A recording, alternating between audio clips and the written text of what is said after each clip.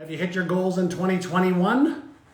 There's a huge difference between setting goals and achieving goals. And most people set goals, but very few people achieve goals. Hi there, Forbes Riley. Nice to have you on. So everybody follow Forbes Riley. She is a goal achiever, not a goal setter. Right, Riley?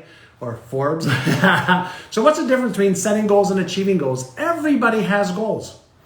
But very, very few people understand what I like to call the neuroscience of goal achievement. Everybody's got the science of goal setting. What do you think the number one reason is that people who set goals don't achieve them? We all have the desires, the goals, the dreams, right? We all have that.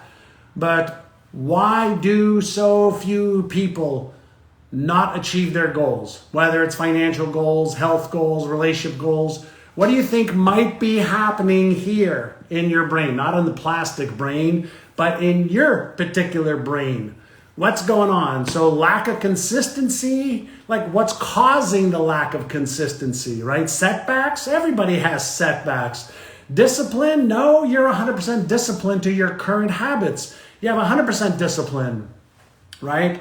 So if you want to learn how to set goals, I don't know, LBYS, go to my YouTube video on setting and achieving goals. So what do you think is the number 1, 2, 3, and 4? So Catherine, you hit one nail on the head, poor self-image. So are you saying, Catherine, and this is a comment from Instagram, we're streaming on 4 different platforms now, Instagram, Facebook, LinkedIn, and YouTube. And so do you think self-image has anything to do with whether you will achieve your goals and dreams? That's a yes or yes question. Of course it will. If your self-image is not in coherence with the goal that you want to achieve, you'll sabotage your success, right? So ask yourself this question. When you were you born with a self-image? Hey there, Steve. Were you born with a self-image when this, thing was developing, in uterus, right? Were you born with a self-image, an image of yourself, of what you could become, what you could achieve, what you can have, do, be, give? Did you have any self-concept when you were born? No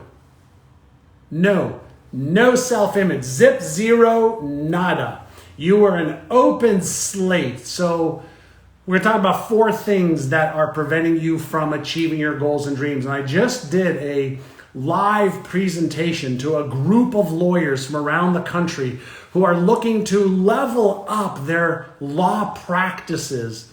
And when I shared this with them, they were like, oh my God, we're smart, right? We're lawyers. Now, is it possible that if you set a goal, let's say to double your income in the next 12 months, right? If you set a goal to double your income in the next 12 months, you can set the goal, right, using that left prefrontal cortex, the Einstein part of your brain that can choose. Good morning, Mildred. The Einstein part of your brain that can choose the goal. The Einstein part of your brain that can imagine what having that goal would be like. And even you can activate that limbic system part of your brain, right, which can come up with why do you want to achieve that goal, so you can spark that motive for action. So you can have the vision and the goal and the motive for action. But is it possible that if your hidden self-image is disconnected from that goal, that you think that maybe you're not worthy of that goal, that you don't deserve it, that you're not smart enough, that maybe you're going to have some neural dissonance or chaos in the brain? What do you think? Do you think that that might be one of the 4 things that's holding you back? So if your goal is up here, but your self-image is over here, is your self-image part of your subconscious conditioning, and is setting a goal part of your conscious decision making, right? Conscious decision making here, self-image part of the habitual part of what we see ourselves, right? So if there's a disconnect, What do you think the behavior is when there's a mismatch between your self-image and your self-worth and maybe your self-esteem and the goal? What do you think the behavior is? All right, so Shelley, yes, neural dissonance occurs. You like this, by the way? I get into the neuroscience and neuropsychology, right? So neuroscience and neuropsychology, there is a process. Would you agree that your brain is a network, right? There's actually 3 key networks. It's the salience network, the default mode network, or your automatic self, and the executive network, right? So it's 3 networks. There's a few more, but 3 main networks. And would you agree that your brain has circuits that turn on or off as a result of certain stimuli, right? So IG Live with Angela, avoidance, procrastination, self-sabotage. What about rationalizations? You tell yourself rational lies why today you shouldn't do what you need to do. Do you think that that might have an impact on whether you achieve the goal or not? Hi there, Emic. Right? Do you think that might interrupt the behavior or motivational circuits? So if we have goals that are up here and a self-image that's over here, which do you think wins most of the time? Self-image, subconscious, or conscious vision, goals, and reasons why? Which one do you think wins most of the time? Come on, you know the answer. Most of the time, self-image will win. Now, what if you have a healthy self-image, right? What if you have a healthy self-image? And thank you, Mr. Mike Edwards. I appreciate that compliment. So what if you have a healthy self-image? What if you have a healthy self-worth? What if you have, healthy self-esteem? Okay, you hold yourself in high regard, not egotistically, not from ego, okay, from just healthy. That, you know what? You're human. You are the creation from the creator, the creative force. So you have a healthy self-image. What do you think happens if you have a healthy self-image? And what do you think happens if you have... Actually, I'm going to ask the question. Instead of telling you, I'm going to tell you. So what do you think the number 2 reason why you may not be achieving your goals in 2021? Hi there, Alluring. Hello there, D49 from India.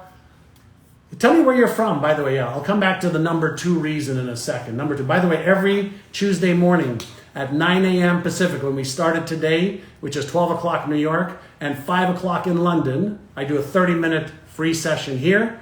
And then every Monday night, which was last night, I do a session on Clubhouse for 2 hours as well. And usually I have some guests. So where are you from? Tell me where are you from. Type in the chat right now. Where are you from? Sparta, New Jersey, from the Philippines, from Iran, from India, Portugal, Arizona. Love it, love it, love it. Do you like these sessions? This is impromptu, fun. I usually have a topic that I want to talk about. Give you lots of stuff to do, right? You do. Hello there, Israel, shalom. I hope you are safe in Israel. And I hope the Palestinians are being safe too. Crazy what's going on in the world. Why can't we just get along and live together, right? Like, why can't we just love each other and get along and be in peace with everybody being able to practice what they want to practice without hurting anybody else, right? Like maybe a little energy and prayer to everybody in the Middle East right now and anywhere else in the world where there's oppression and wars and stuff that's going on, right? So thank you for letting me know where you are all from. I love it. Ontario, Canada, the UK, all over the world. So we discovered that self-esteem, if there's a disconnect between our vision and goals and self-esteem will drag us down, procrastinate, sabotage, rationalize. Those are the causes, or the self-esteem is one of the causes that holds us back. All right. So number 2, what do you think the number 2 thing? Yeah, if you like this, hit the like or the love button. What do you think that the number 2 thing is that can hold you back? And again, I'm talking about neuroscience, neuropsychology, your brain network circuits, turn on, off, motivational circuit, fear circuit, stress circuit, right? On, off, certain things are go signals, other things are stop, hold up, protect yourself. That's the way your brain works. It's an organism. I know you see my face and my nose and my eyes and my teeth and my skin. And if you took that off and my hair and you got my skull and you took the skull off, you'd end up with this. This is what's doing all the work, right? So number 2, what do you think number 2 is? Old paradigm. So E cool got it right. Number 2 reason, fear. Cheryl, you got it right also. I'm looking at a couple of screens in front of me. So fear, but what is fear? Is fear something that you should fear? No. I want you to imagine as you're driving down the street in your car and a light pops up on the dashboard. A light pops up. Have you ever taken a hammer and hit the light because you don't like the light? Of course not. That would be silly, right? What if the light on the dashboard was just a signal? Maybe you're low on tire air pressure. Maybe you're missing air or water in your windshield wiper. Maybe the back trunk door is open. Isn't the signal in your car just for you to be aware that maybe something is wrong or something needs attention? Is it possible that if we stop thinking of fear as the enemy, fear is one of your biggest friends? Why? Well, when you understand how did this organism, develop and how does it keep us alive? It pays attention to things, in your external world, triggers from your external world that could cause your death or destruction. It causes you to do what? When there is a potential threat, predator or threat at the door. It lights up the fear signal, sends cortisol, epinephrine, or norepinephrine into your bloodstream so you either know how to fight it, you run away, or you freeze, hoping that the predator will go away. So when your brain, every brain, gets this signal that there is a threat at the door, it sends a signal in the form of a neurochemical that you feel. Now, if somebody feels this threat in their body, but they don't know how to manage the emotion we call fear. Let's say there's a fear that you have a failure and what it might mean to your family. What about a fear of losing money and not having enough to pay the rent, the mortgage, or for retirement? What if there's a fear of trying something and then it not working out and you're embarrassed or ashamed or ridiculed or rejected or judged? Oh my God, if you judge me, then you're going to reinforce my low self-esteem of myself, and then holy shit, then who am I? You understand what's happening in the circuits I'm just describing? So when our brain has this fear circuit activated, do you think the fear circuit causes you to go, oh, hey, let's take action anyway? Or do you think it goes, high alert, high alert, high alert, be aware, what's going on? What if you fail? What if you succeed? What if you succeed and fail? Whenever that circuit is triggered, motivational circuit shuts down. Whenever that circuit is activated, your thinking circuit shuts down. All the blood flow goes into a part of your brain to help you do what? Possibly run away, protect yourself. It's a protection mechanism. But here is what I want you to remember. This automatic trigger and circuit has been evolving for millions of years. But your specific experiences since you were born in the modeling, experiential, and the imprinting years caused you to have beliefs about things. Some empower you, some disempower. Let me give you an example. Okay, let me give you an example. When I say the word, or let me give you a different, the same example with just a little different story. If I say to you that I'd like to take a big snake about 5 feet long and let it slither across your arm and around your neck and it's a python, how many of you go, oh wow, that would be great? Versus how many of you are going, oh my God, let me run away, get it off of me. Just think of a snake slithering on you and curling itself around your neck. How many of you are like, run? Versus, oh my God, that would be great. Can you take a picture of me with it so I can put it on social media? So is it really the snake that is the threat, or is it your concept in your brain, the meaning that you have associated with a snake that is activating for some of you the reward center And for others, the fear center. Same stake, same stimuli. There isn't even a snake here. I just had you think about it, right?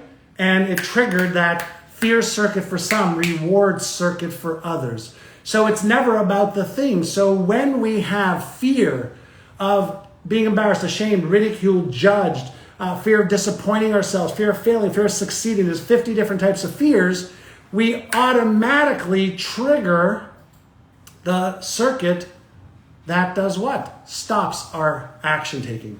By the way, for those of you that want to learn more about this with me and some other brain experts, we have a brain-a-thon this Saturday that you can sign up for. It's free. It's about 6-7 hours of training with me, Nirka, Dr. Dennis Waitley, who worked on the Apollo mission with Neil Armstrong in the day. If you want to learn how to master your mindset and your emotions so you overcome the things that hold you back, sign up for the Brain-a-thon. It's free. My team will put up a link in the chat on the different social channels that I'm on or in my bio on Instagram.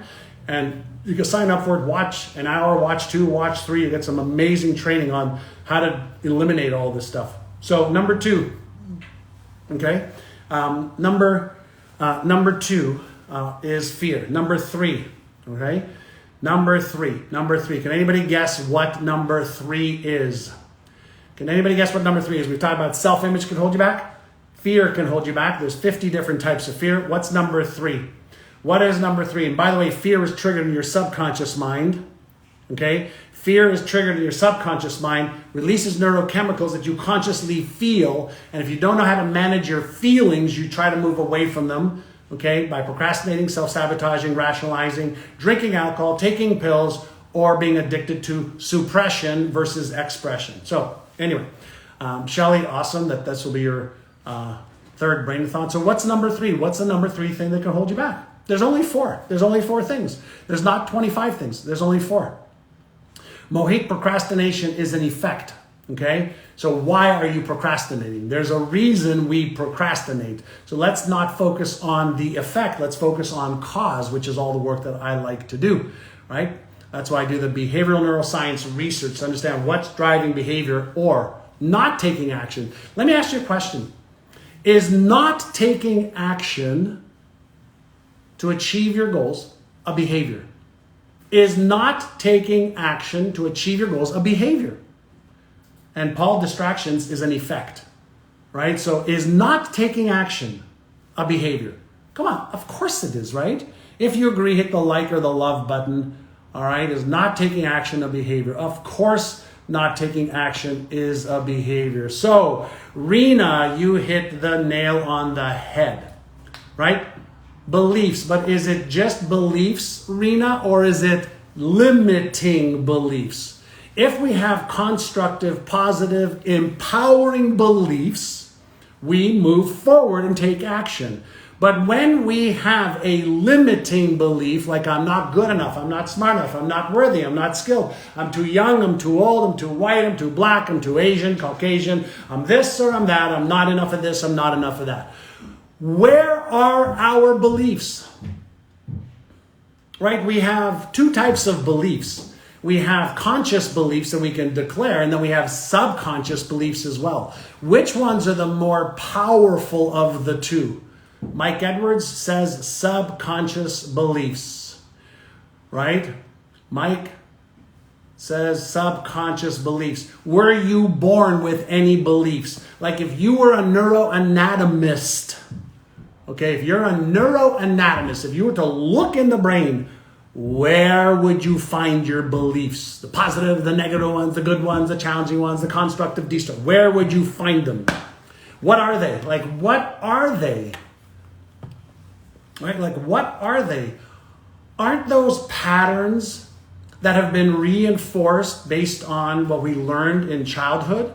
Aren't those patterns that our parents gave us, our teachers, our brothers, our sisters, our neighbors, right? Didn't we develop our beliefs through the imprinting years, 0 to 5 or 6, the modeling years, 5 or 6 to 7 or 8, and then the experiential years, right? All the way from birth to 25, 26, when our brain was pretty plastic and we developed these beliefs about what to believe.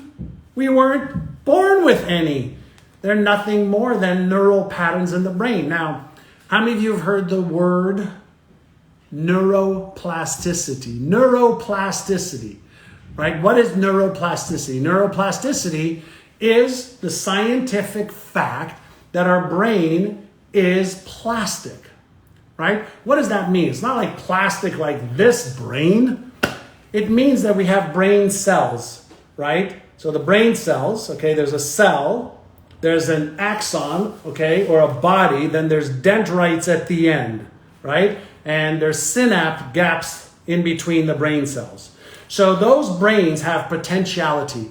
And let's say we are told that you're not good enough, you're not smart enough, you're not worthy, you'll never amount to much, you're too young, you're too old, you don't have enough knowledge, you don't have enough skill. If those patterns are created and those neurons are active and releasing those neurochemicals from a receptor or from a sending neuron to a receptor neuron, and that happens often enough, that neuron structure or pathway becomes more solid, just like developing a highway system in a city. And the pathways that are active and reinforced when we are young become the default pathways, just like the highways and the roads that you take every single day to go to the stores you take. Now, if it's true that our neural pathways are not fixed, but the pathways that are easy to run across, okay, or to fire the signals, okay, are the ones that are dominant, is it possible to let go of the limiting, destructive, disempowering beliefs that somebody else gave us for the most part, or we experienced? Is it possible that through conditioning, programming, deliberately choosing our beliefs and reinforcing new neural pathways, we can create new neural pathways? Right? So if a neural pathway can be created and neural pathways can be deactivated, then why not deliberately and consciously evolve yourself? Right? So we've talked about self-esteem getting in your way. We've talked about fears getting in your way. We've talked about limiting beliefs getting in your way. And in the next 5 minutes, we're going to talk about the fourth thing that can get in your way. So is it true that if you were committed to achieving your goals, you could change your beliefs, you could augment your self-image, you could learn how to manage the emotions of fear that are holding you back and the habits that you've created? Is it possible to do this? Now, it's not possible if you're just interested, but if you're committed, you can do it, right? If you're committed, you could learn how to solve this Rubik's Cube, right? If you're committed, you can solve, okay, the Rubik's Cube conundrum, right? I love Rubik's Cubes. If you're committed, not if you're interested, right? Because how to solve a Rubik's Cube is just about learning the algorithms and practicing, right? And part of practicing is failing, because that's how your brain learns. Can anybody guess the fourth reason that you may not be hitting your goals in 2021? And as I mentioned before, if you want to change your brain so you can change your income, which will give you the time freedom and choice freedom to do what you want to do in your life, and retire when you want to retire, sign up for the Brainathon this Saturday. The link is going to be in the chat. The link will be in the bio on Instagram if you want. It's going to be about 6-7 hours with me and some other world-renowned brain experts. And it's free. Come for an hour or 2 or 3 or 4. Enjoy, invite your friends. There are over 1 million people that have joined us for previous Brainathons. So join us this Saturday. And on the link that my team will put up for you, there will be all the information that you need. All right. Hi there, Ben. Hi there, Gul. And hi there, Laura. So what's the fourth thing that can hold you back? Like, what's the fourth thing? Like, there are only 4. Everything else could be. Okay, so negative self-talk is an effect, right? An effect. So gyro, habits, yeah, but habits are effects, right? So what causes habits? Got to be committed, not interested. Yes, Laura, you are correct. Hi there, Ravi. Hi, Nikiti. Hi there, hi there, hi there. Okay, so let me, since we only have about 4 minutes, what do you think happens in your brain? You set a goal. I want to earn this amount of income.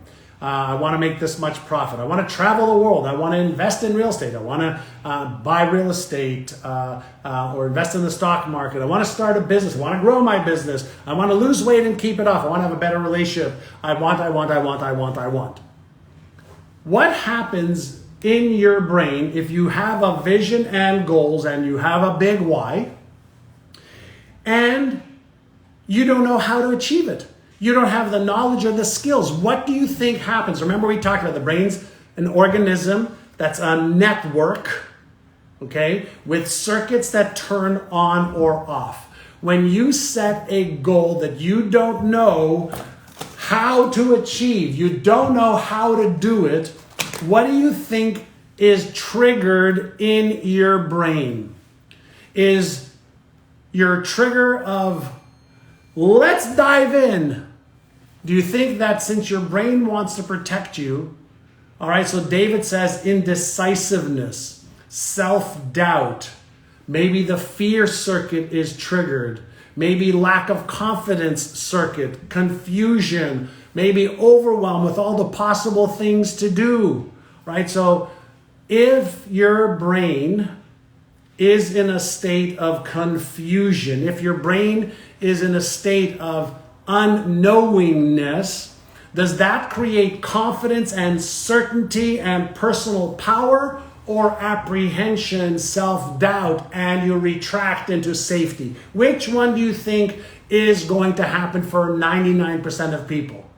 Are they going to retreat into their comfort zone, or are they going to go gangbusters and take a chance? So here's what happens. When we are lacking the knowledge and the skill, we activate that sympathetic nervous system, okay, which causes a feeling of self-doubt, of lack of confidence, of lack of certainty. Yours and my brain, if you haven't listened to anything, listen to this, okay? Yours and my brain is a prediction computer. Let me explain. It is predicting every second, how much glucose do you need? How much energy do I need? Is there enough fuel in order for me to think and feel and have enough fuel to run away and to protect myself in case of an emergency? So it is in a protective mode most of the time, in a conservation mode most of the time. So it's predicting, okay, your safety, your survival, the avoidance of pain, discomfort, etc. So whenever there is uncertainty, because I'm lacking the knowledge or the skills, it activates the fight, flight, freeze, or faint circuit. Fight, flight, freeze, yes, faint circuit, okay? And when the fight, flight, fear, the fight, flight, flee, or faint circuit is activated, do you think that is a productive pattern or a destructive pattern for most people? Right? So I want you to understand that if you really want to achieve your goals, whether it's financial, health, relationship, career, we all have this amazing $100 billion brain, but we're not very good operators of what we already own. That's like having a private jet and you don't even know how to call a pilot to help you get in it to take you wherever you want to go. That's like having the car of your dreams, but you don't know how to drive it. That's like having, the most incredible computer in the world to be able to help you achieve your goals, but you don't even know how to turn it on, let alone use the programs. So I'm inviting you to be a better operator. I'm inviting you to upgrade your knowledge, upgrade your skills, get better at what you already own, and guess what? You'll be able to achieve your goals and dreams faster and easier. Not fast and easy, faster and easier than ever before. All right? If you've enjoyed this, would you mind sharing this? I hopefully have given you lots of stuff in 30 minutes to think about if you want to achieve your goals. I really couldn't give a hoot about setting goals.